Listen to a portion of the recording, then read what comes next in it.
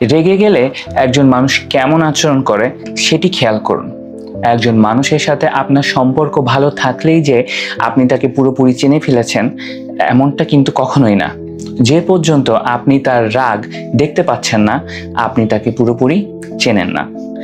মানুষ যা ভাবে তা সব সময় নিয়ে কিংবা সামাজিক সম্পর্ক টিকে রাখার চেষ্টা কিংবা ভদ্রতার মুখোশ পরে অনেক কিছু চিপে রাখে, কিন্তু মনের গভীরে না বলা কথাগুলোকে একসময় বলে ফেলে রাগের মুহূর্তে।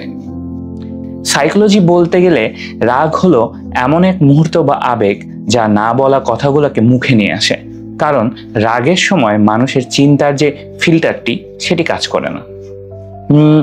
ধরুন আপনার এক আত্মীয় আপনার সাথে সবসময় খুব ভালো ব্যবহার করে, কিন্তু হঠাৎই কোনো এক তুচ্ছ কারণে রেগে গিয়ে বলে উঠলেন, তোমার মা বাবা তো ভালো না, তাহলে তুমিও ভালো না, তুমিও খারাপ। এই কথাটা কি তখনই জন্ম নিল? না, এটা তার মনের মধ্যে অনেক আগে থেকে ছিল।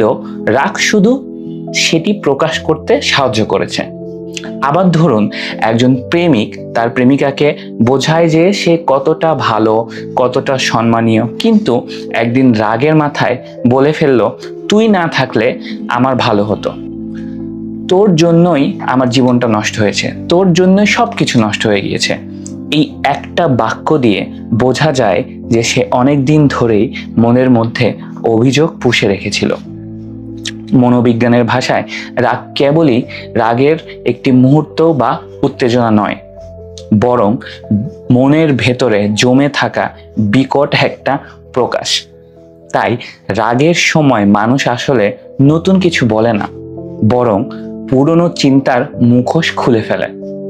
আপনার সম্পর্কে কার কি ধারণা তা আপনি জানতে পারবেন তার হাসিতে, যত্নে কিংবা ভালো ব্যবহারে নয়।